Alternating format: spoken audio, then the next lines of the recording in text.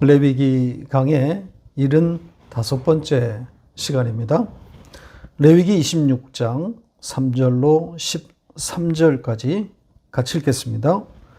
너희가 내 규례와 계명을 준행하면 내가 너희에게 철 따라 비를 주리니 땅은 그 산물을 내고 밭의 나무는 열매를 맺으리라. 너희의 타작은 포도 딸 때까지 미치며 너희의 포도 따는 것은 파종할 때까지 미치리니 너희가 음식을 배불리 먹고 너희의 땅에 안전하게 거주하리라. 내가 그 땅에 평화를 줄 것인즉 너희가 누울 때 너희를 두렵게 할 자가 없을 것이며 내가 사나운 짐승을 그 땅에서 제할 것이요 칼이 너희의 땅에 두루 행하지 아니할 것이며 너희의 원수들을 쫓으리니 그들이 너희 앞에서 칼에 엎드려질 것이라. 또 너희 다섯이 백을 쫓고 너희 백이 만을 쫓으리니 너희 대적들이 너희 앞에서 칼에 엎드려질 것이며 내가 너희를 돌보아 너희를 번성하게 하고 너희를 창대하게 할 것이며 내가 너희와 함께한 내 언약을 이행하리라. 너희는 오래 두었던 묵은 곡식을 먹다가 새 곡식으로 말미암아 묵은 곡식을 치우게 될 것이며 내가 내 성막을 너희 중에 세우리니 내 마음이 너희를 싫어하지 아니할 것이며 나는 너희 중에 행하여 너희의 하나님이 되고 너희는 내 백성이 될 것이니라. 나는 너희를 애굽 땅에서 인도해내어 그들에게 종된 것을 면하게 한 너희의 하나님 여호와이니라. 내가 너희의 멍에의 빗장을 부수고 너희를 바로 서서 걷게 하였느니라. 아멘. 지난주에 우리가 다루었던 세 가지 주제를 기억하십니까? 예. 우상, 또 안식일, 그리고 성소였죠. 레위기 26장을 끌어가는 중심, 또 핵심 단어들입니다. 이걸 염두에 두시고 26장을 읽어가셔야 합니다. 오늘 본문에 등장하는 이 첫 문장에 나오는 내 규례와 계명, 이렇게 번역된 이 단어들이 바로 이 앞에 세 가지를 받고 있는 겁니다. 그러니까 여기에 이 규례와 계명은 곧 우상, 안식일, 그리고 성소에 관한 하나님의 말씀이 되는 거죠. 어떤 내용들이었습니까? 구체적으로는 우상을 만들지 않게 될 것이다. 그리고 내 안식일을 지키게 될 것이다. 그리고 너는 내 성소를 경외하게 될 것이다. 이런 내용들이었습니다. 그러니까 레위기 26장은 이 세 가지 말씀을 지켜내는 자와 또 그렇지 못한 자가 받게 될 상과 벌에 대한 이야기입니다. 크게 세 부분으로 나누어져 있는데요. 오늘 다룰 내용은 이 말씀을 지켜낸 자들에 대한 이야기고요. 그리고 나머지 두 내용은 이 말씀을 지켜내지 않은 자들에 대한 이야기입니다.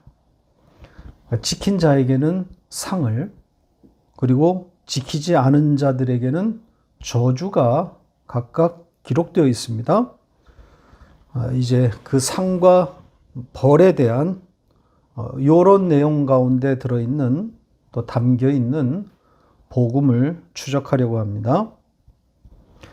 자, 오늘 이야기는 조금 전에 말씀드린 것처럼 이 규례와 계명을 지킨 자들에게 주어지는 상에 대한 이야기입니다.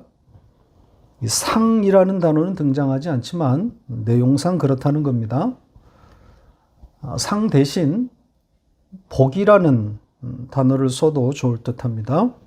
조금 이따가 자세히 살펴보겠지만 이 복의 내용이 문자적으로는 모두 이 땅에서 얻게 되는 것들입니다. 한마디로 이 땅에서의 풍요와 안녕입니다. 그러니까 문자적으로 읽으면 얼마나 기분 좋은 내용인지 모릅니다. 이 땅에서 다 잘 된다는 내용이니까 말입니다. 하나님이 제시하신 그 세 가지를 잘 지키면 이 땅에서 풍요와 번영을 이룰 수 있다는 그런 내용이란 말이죠. 흥분할 만하죠. 기복 그 자체 아닙니까? 그 기복주의 사상의 성경적 기초가 될 만한 내용들입니다. 문자로만 읽으면 딱 그렇게 보이는 내용들입니다. 마치 성경이 기복을 조장하는 것처럼 보이는 내용들입니다. 과연 그런 이야기일까요? 자, 우선 여기에 기록된 이 복의 내용을 먼저 요약해 보겠습니다. 계명과 규례를 준행하면 어떤 복들이 약속되어 있는지를 좀 먼저 정리해 보지요. 첫째는 철 따라 비를 주겠다고 합니다. 그래서 땅이 생산물을 내고 또 밭의 나무는 열매를 맺을 것이라 그러죠. 그러니 배불리 먹을 수 있다는 겁니다. 이게 첫 번째 복의 내용이고요. 둘째는 배불리 먹을 뿐 아니라 안전을 약속하고 있습니다. 안전, 평화 이런 단어들이 등장합니다. 들짐승들로부터 보호해 줄 것이고 또 적, 원주민들이죠. 그들의 칼로부터 지켜주겠다고 합니다. 나아가 군사적으로도 막강해질 것을 말씀하고 있습니다. 세 번째 복의 내용은 성막이 다시 언급되어 있습니다. 그들 중에 당신의 성막을 세우시겠다는 거죠. 두시겠다는 겁니다. 성막은 무엇이라 그랬죠? 하나님의 임재라 그랬죠. 그러니까 하나님이 직접 그들 가운데 계시겠다고 하는 엄청난 약속입니다.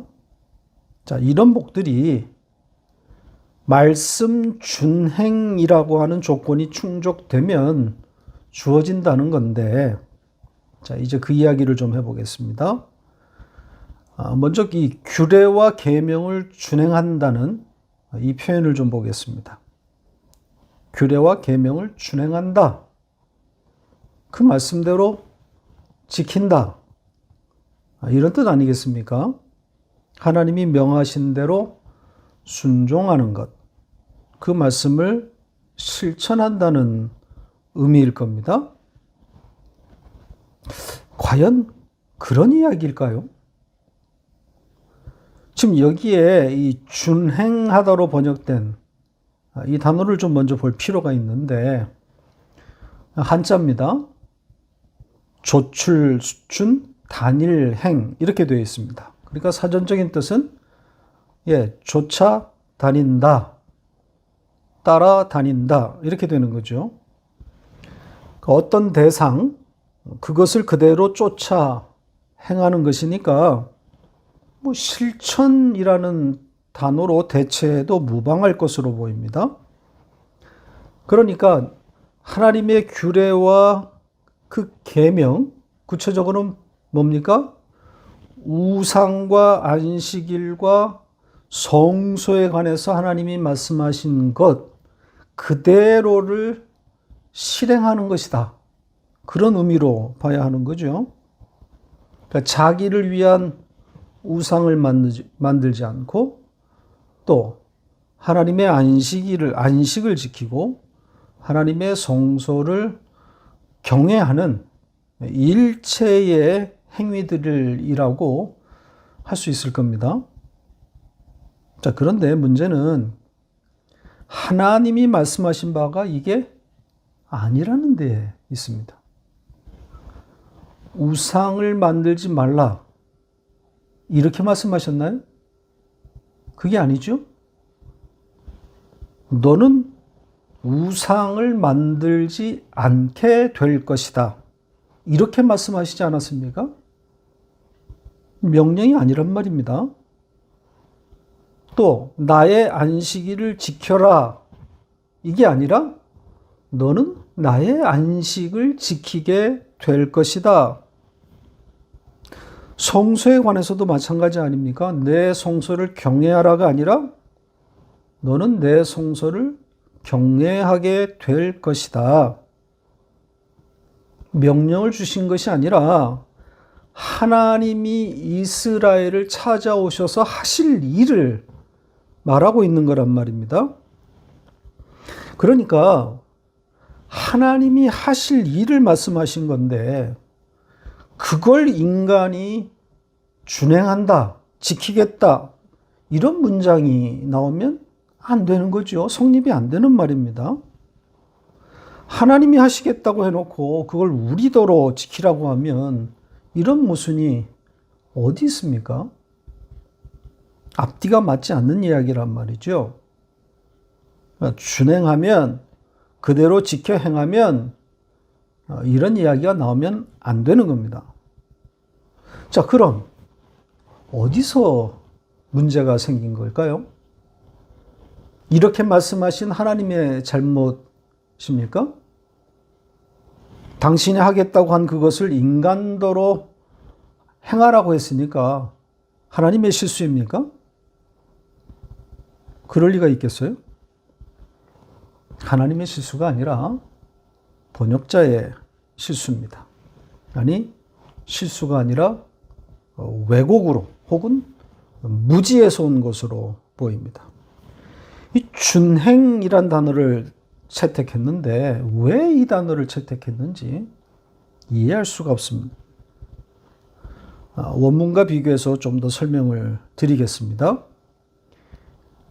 이 3절은 가정법 문장인데 우리 성경은 주어와 동사가 하나인 단문으로 번역했는데 원문은 주어와 동사가 각각 3개씩 있는 중문입니다. 보시죠. 자, 보시는 것처럼 제가 이렇게 직역도 해놨고 또 킹 제임스 버전도 올려놨는데 지금 여기 킹 제임스 번역이 좋은 번역이라고 할 수는 없지만 그래도 원문의 문장 구조를 그대로 실어 놓았습니다. 실력이 안 되면 차라리 킹 제임스 성경을 그대로 옮기는 것이 훨씬 나을 뻔했습니다. 좀 어려운 문법, 어려운 문장도 아닌데 왜 우리 성경이 이렇게 줄여 놓은 걸까요? 자그마치 동사 3개를 준행하다 이 한 개로 줄여버렸단 말입니다. 이걸 실수라고 할 수 있을까요? 동사가 각각 다른 뜻을 지니고 있는데 그걸 어떻게 준행하다 이렇게 줄여버리냐고요? 지금 이 문장 우리더러 명령을 준행하라고 실행에 옮기라고 한 것으로 보입니까? 지켜내라는 뜻이 아니잖아요. 아까도 말씀드린 것처럼 이 규례와 계명이라고 하는 것은 하나님이 하시겠다고 하는 내용이란 말입니다. 그러니 하나님이 하시겠다고 하는 그 말씀을 우리더러 지키라고 하면 어떻게 되는 겁니까? 그러니까 이 말씀의 취지는 하나님이 그들 안에서 하실 그 일을 마음에 잘 간직해서 자기 것으로 가지고 있으라는 뜻 아니겠습니까? 그러니까 준행이란 단어가 등장할 수 없는 거란 말입니다. 자, 이런 어처구니 없는 실수 혹은 이 의도적인 왜곡에 대해서 좀 더 이야기를 해보겠습니다. 다른 문장을 가지고 조금 더 설명을 드리겠습니다. 구약에서 한 예, 또 신약에서 한 예를 들어보겠습니다. 우선 창세기 17장 9절을 보시죠. 같이 읽겠습니다. 하나님이 또 아브라함에게 이르시되 그런즉 너는 내 언약을 지키고 내 후손도 대대로 지키라. 조금 전에 봤던 그 3절의 세 개의 동사 중에 이 지키다로 번역된 두 번째 단어, 그 단어가 사용된 문장입니다. 샤마르라고 하는 단어입니다. 우리 성경은 일관되게 지금 지키다로 번역했습니다. 여기서도 보시는 것처럼 내 언약을 지키라 이렇게 되어 있죠. 하나님의 언약을 지킨다는 게 뭡니까? 여기 언약이란 하나님이 아브라함과 맺은 언약을 말하는 건데 그 언약에 아브라함의 역할이 있습니까? 아브라함이 뭘 지킨다는 겁니까? 뭘 하라는 거죠? 아브라함과 하나님이 맺은 언약, 그 언약의 내용이 뭐예요? 그냥 하나님이 일방적으로 복을 주시겠다는 거 아닙니까? 아브라함의 의지는 1도 개입되지 않은 하나님의 일반적인 약속 아닙니까? 그걸 지키라고 하는 것이면 도대체 여기서의 지킴은 어떤 의미가 되는 거예요? 실행 준행이 아니라 간직인 거죠. 마음에 붙들고 있는 거예요. 마음에 새겨서 자기 것으로 하는 겁니다.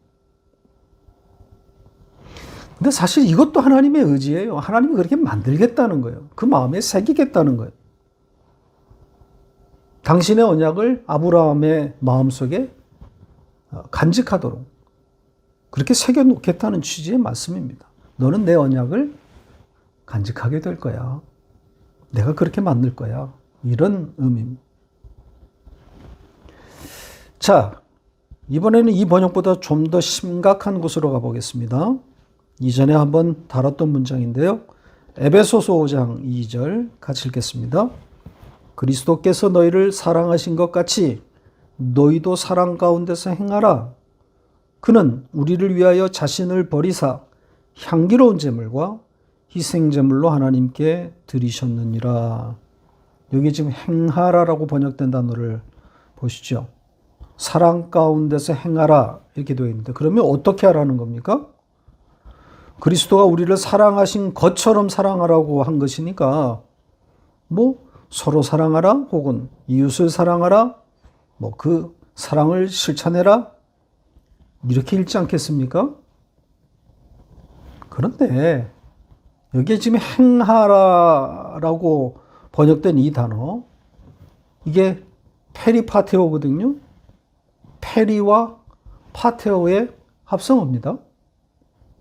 그래서 주변에서 얼쩡거리다, 서성거리다, 그 주변을 밟는다 이런 뜻이에요.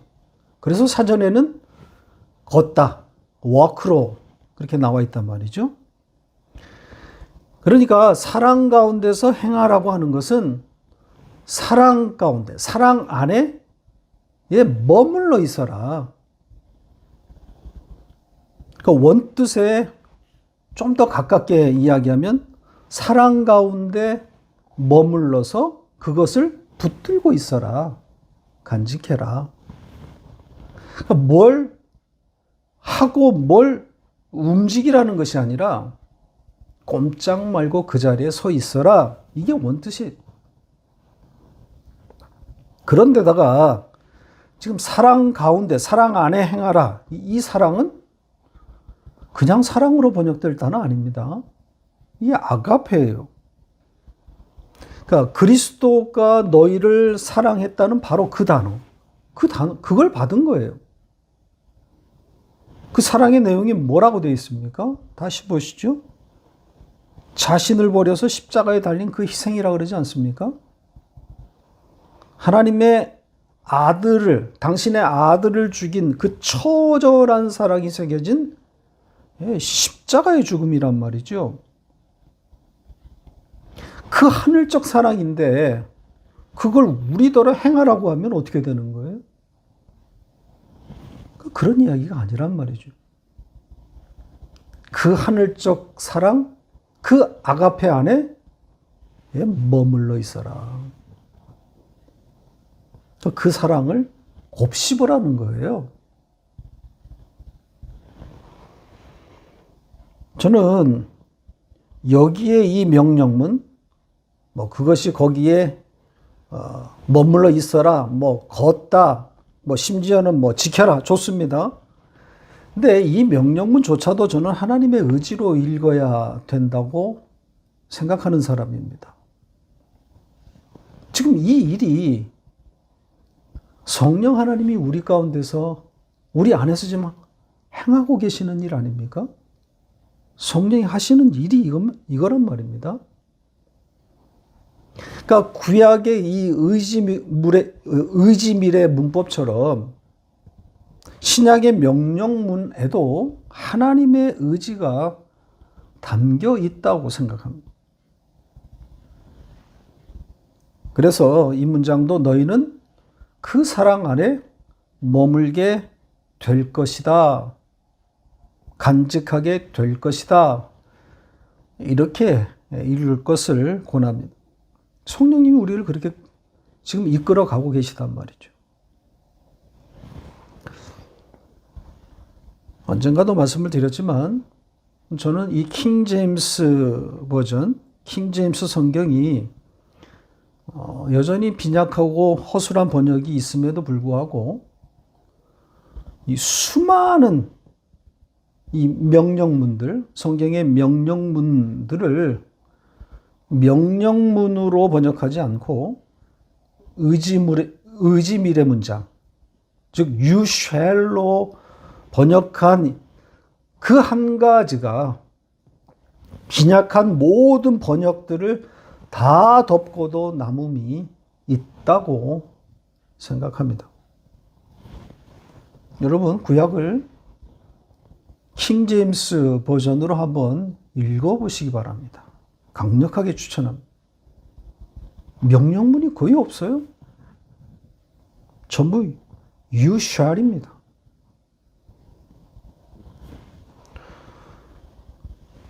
레위기를 통해서 이걸 알고 나니까 저의 이전 설교들이 얼마나 부끄러운지 모르겠어요. 명령이 아닌 것을 가지고 명령으로 읽었으니까 제 설명이 또 해석이 얼마나 구차했겠어요? 저에게 또 제 설교에 있어서 이 명령문과 의지밀의 이 주제는 또 하나의 도약점과 같습니다. 이 발견이 저에게는 얼마나 큰 도움이 되는지 모릅니다. 구약의 이 명령들이 거의 사라지는 거란 말입니다. 대신 하나님의 의지, 하나님의 열심이 그 자리를 대신하는 거란 말입니다. 그러니까 이전보다 훨씬 성경이 자연스러워요. 문맥이 매끈해진단 말입니다. 이 칼빈주의 또 개혁주의의 오랜 전통인 하나님의 주권 사상, 이것이 더욱 확실하게 그리고 또 더 자신 있게 설파될 수 있는 도구임에 틀림없습니다. 다른 세계, 하나님과 더욱 친밀하게 됩니다. 하나님이 나를 끌고 가심에 대한 그런 감사, 기쁨이란 말이죠. 자, 이 3절을 가지고 장황하게 설명을 했는데요. 말씀의 준행이 아니라 말씀을 새기는 것, 간직하는 것으로 이해하셔야 된다는 이야기였습니다. 그리고 그것조차도 하나님의 의지가 담겼다고 보는 것이 맞습니다. 하나님이 지금도 우리 안에서 행하고 계시는 일 아니겠습니까? 3절을 이렇게 읽고 나면 나머지 내용은 아주 자연스럽게 쉽게 풀립니다. 그 하나님의 규례와 계명을 이스라엘이 그 마음에 간직하게 되는 것이란 말이죠. 왜냐하면 하나님이 그렇게 끌어가실 것이기 때문에. 선악과를 따먹은 인간은 스스로 하나님의 규례와 계명을 따를 수가 없어요. 죄와 불순종에 갇혔단 말이죠. 그래서 스스로는 마음의 선을 따르지 못합니다. 그러니까 마음으로는 원하는데 육신이 그 마음을 뺏어버립니다. 이겨버려요. 자, 그 이야기가 이제 다음 시간에 우리가 다루게 될 내용입니다. 이스라엘의 배반에 대한 이야기입니다. 그러니까 하나님은 이미 그들을 아시기 때문에 그들의 그 배반할 것을 아시기 때문에 미리 일어날 일을 알려주시는 거예요. 그러니까 이들은 하나님이 없어도 살 수 있을 것처럼 하나님을 배신할 거란 말입니다. 그러니까 이 레위기 26장 전체를 보면 이스라엘의 배신이 훨씬 더 분량이 많아요. 비중이 더 크단 말이죠. 뭘 의미하는 겁니까? 그게 인간이라는 거예요. 한없이 미약한. 그래서 도저히 스스로의 힘으로는 구원에 도달할 수 없는 그런 존재인 것을 드러내고 있는 겁니다. 문자적으로는 상과 벌이지만 그렇게 읽을 수가 없는 겁니다. 이스라엘은 본질적으로 숙명적으로 벌을 받는 길로 갈 수밖에 없어요. 실제 이스라엘의 역사가 그걸 말해주고 있지 않습니까? 저주의 길, 배반으로 얼룩진 역사 아닙니까? 그런데 그런 이스라엘을 버려 마땅한 그 이스라엘을 하나님이 끊임없이 찾아오신단 말이죠. 배신을 때린 자들인데 그러면 여기에 기록된 대로 저주를 퍼붓고 멸망시키는 거로 끝내야 되는 거 아닙니까? 금방 죽일 것처럼 말씀하시는데 아니란 말이죠. 사실은 그들을 강제로 돌이켜서 회개하게 한 후에 자기 땅으로 돌려보내는 회복이란 말입니다. 그러니까 뭘 말하려고 하는 거겠어요? 뭐 유대인에 대한 하나님의 편애입니까? 그게 아니라 상징인 거죠. 하나님의 택한 백성을 하나님이 어떻게 구원하시는지를 담아놓은 거예요. 그걸 이야기하고 있는 겁니다. 구원을 말하고 있는 복음이란 말이죠. 오늘 본문에도 이 상과 벌의 이 내용 가운데 그것을 복음으로 구원의 이야기로 읽으라는 주문이 들어 있습니다. 그러니까 이 땅에서 받게 될 그 세 가지 복의 내용을 말한 후에 어떤 내용이 첨가되어 있는지를 잘 보세요. 철 따라 비를 내릴 것이다. 너희의 땅에서 안전할 것이다. 너희 땅에 성소가 세워질 것이다. 이렇게 말씀하신 후에 어떤 말씀이 첨가되어 있는지를 잘 보시면 그 말씀으로 앞의 내용을 읽어야 한다. 그렇게 해석해야 된다. 가이드가 되는 말씀이 제공되어 있단 말입니다. 보시죠. 마지막 절인 13절을 다시 보겠습니다. 같이 읽겠습니다.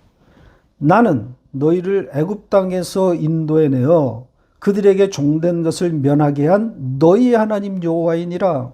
내가 너희의 멍에에 빗장을 부수고 너희를 바로 서서 걷게 하였느니라. 다시 애굽 이야기가 등장하지 않습니까? 애굽에서 인도해서 종된 것을 면하게 하신 하나님, 너희의 하나님 여호와다. 이렇게 말씀하고 있지 않습니까? 지금 구원의 하나님을 말하고 있지 않습니까? 그러니까 땅의 이야기로 읽지 말라는 거죠. 문자적으로는 분명 기복을 말하고 있는데 그렇게 읽지 말라는 경고, 주문이 들어있는 겁니다. 따라서 우리는 이 주문대로 앞에 기복적인 내용을 다시 읽어야 합니다. 재해석이 필요한 거죠. 상징으로 읽어야 하는 겁니다. 구원의 이야기, 복음으로 읽어야 하는 거죠. 자, 이 주문에 따라서 이 세 가지 복의 내용을 다시 읽어보겠습니다. 첫째, 철 따라 비를 내릴 것이다. 풍요를 약속하고 있습니다. 아시는 것처럼 가나안 땅은 천수담 농사만 가능한 곳입니다.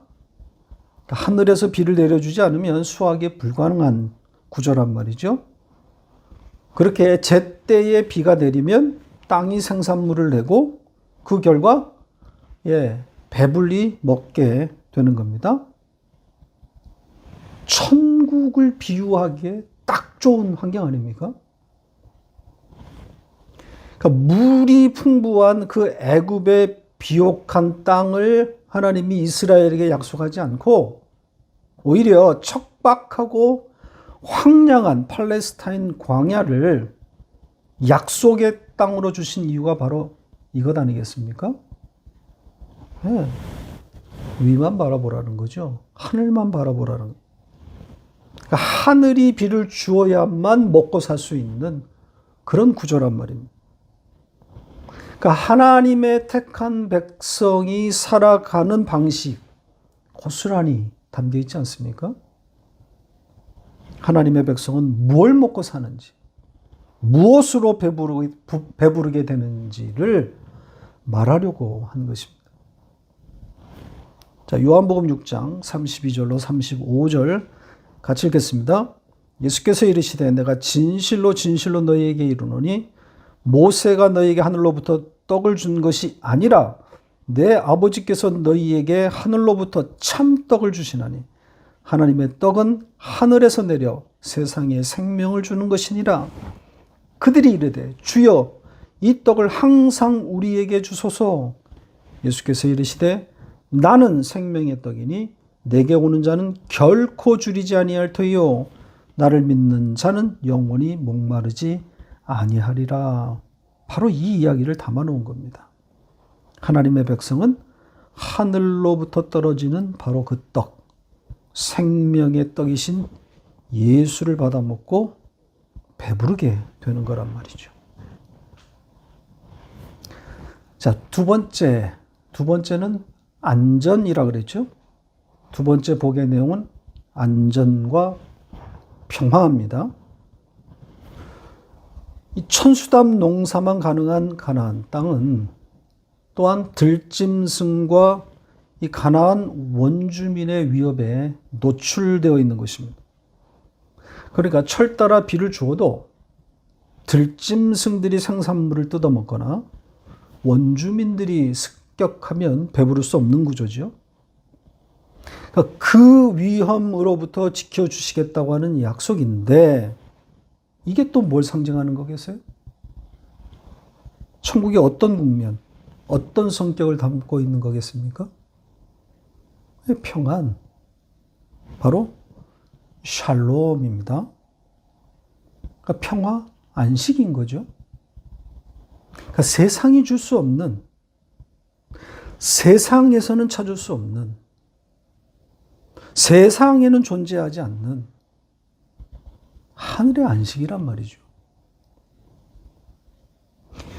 양자의 영을 받아서 하나님을 아빠라 부를 수 있게 된 자들이 누리는 바로 그 하늘적 평안인 것이죠. 그걸 담고 있는 겁니다. 로마서 8장 15절 같이 읽겠습니다. 너희는 다시 무서워하는 종의 영을 받지 아니하고 양자의 영을 받았으므로 우리가 아빠 아버지라고 부르짖느니라. 여기 마지막 단어 부르짖는다 이렇게 번역했는데 아마 기도를 염두에 둔 것이 아닌가 의심되는데요. 원뜻은 소리 지르다, 크게 소리 지르다입니다. 그러니까 아빠를 힘차게 부른다는 거죠. 그러니까 하늘의 안식, 성도의 평안을 잘 담고 있는 표현, 그림 아닐까요? 아빠를 소리내어 부르짖는다. 아빠를 소리내어 부른다. 그러니까 우리는 아빠의 이름을 소리내어 부를 수 있는 자들이라는 거죠. 이것만큼 안전장치가 세상에 어디 있겠습니까? 우리는 가장 안전한 자들인 겁니다. 자, 마지막은 성소를 약속했다 그랬죠. 이스라엘 가운데 성막을 두어서 그들 중에 아예 계시겠다고 그러지 않습니까? 뭐 이건 길게 설명하지 않아도 금방 이해할 수 있는 내용이죠. 임마누엘 아닙니까? 내주하심. 그리스도와의 신비적 연합 아닙니까? 우리 안에 들어오시겠다는 거죠. 그러니까 이 세 가지 내용 전부 하나님의 나라, 천국, 교회의 성격을 고스란히 담고 있는 복음입니다. 여러분과 저의 영적 현실을 담고 있는 겁니다. 말씀을 맺겠습니다. 오늘도 이 성경 읽는 법에 대한 이야기를 좀 많이 했는데요. 성경을 정말 잘 읽어야 합니다. 많이 읽고 정기적으로 읽는 것도 중요하지만 무엇보다도 잘 읽는 것이 더욱 중요합니다. 성경을 잘 읽으면 만사 형통입니다. 성경을 잘 읽는 사람이 복 있는 자입니다. 그 사람이 복 받은 자예요. 어디를 읽어도 예수와 십자가를 만나는 것이니까 말입니다. 이것보다 더 행복한 것이 어디 있겠어요? 복음으로 행복한 우리들입니다.